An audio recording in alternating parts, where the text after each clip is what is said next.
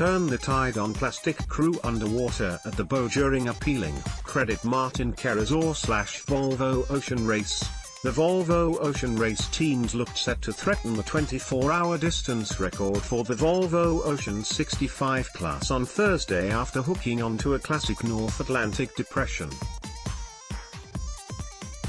After a short respite from the wet and wild opening 48 hours of leg 9, boat speeds were up to 30 knots as the east-moving low-pressure system provided perfect conditions for blisteringly quick sailing. Team Brunel led the charge east today as the three boats that opted to stay south, Brunel, T-Max Zono Bell and Vesta's 11th Hour Racing, enjoyed a jump on their rivals at the halfway stage of the leg. While less than 20 miles split the top three teams, the trailing four teams of Dongfeng Race Team turned the tide on plastic. Matefriend Team Sun Hung Kai / Scallywag have slipped more than 50 miles back. And for now, there will be little opportunity to make up missing miles as the teams focus purely on out-and-out speed as they skirt the northern ice exclusion zone. The ideal conditions are set to continue for another 24 hours or so, and Brunel helmsman Pete Burling thinks the 24-hour distance record could tumble in that time. In order to beat the current record of 550.8 nautical miles, set by Ian Walker's 2014-15 winners Abu Dhabi Ocean Racing on the approach to Cape Horn, a team would have to average just under 23 knots over a 24-hour period. At 1,300 dusk, Brunel had clocked up 540.1 nautical miles in the previous 24 hours, a mark that looked set to improve further yet. On board the leg 9 leaders, Team Brunel, Credit, Sam Greenfield / Volvo Ocean Race, there's a big low forming to the west of us which is giving us some nice downwind conditions, said Burling, whose Brunel won the Omega 24-hour speed record challenge for leg 8. There's a good chance of the 24-hour speed run for the whole race over the next couple of days. We were just discussing the plan for the next 2 days.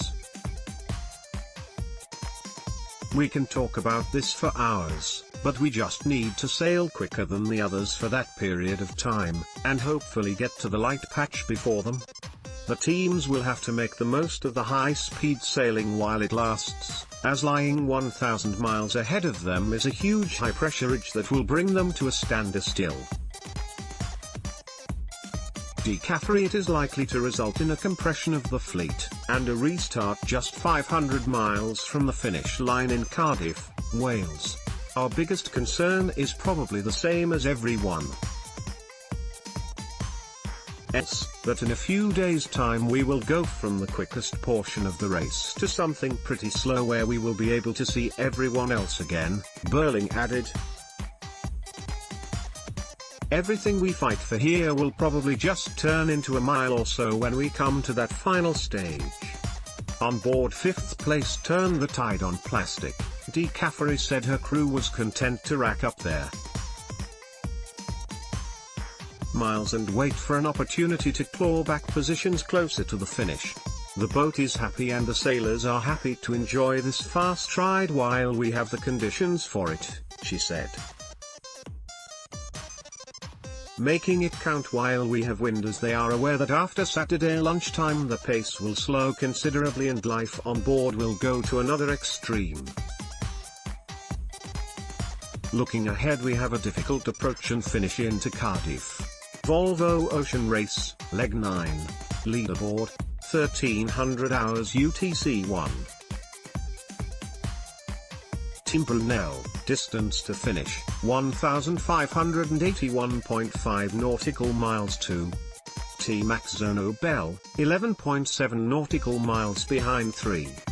Vesta's 11th Hour Racing, 20.0 nautical miles behind. 4. Dongfeng Race Team, 48.2 nautical miles behind. 5. Turn the Tide on plastic, 71.5 nautical miles behind 6. Maypfre 82.6 nautical miles behind 7. Sunhunkai, Scallywag, 85.8 nautical miles behind.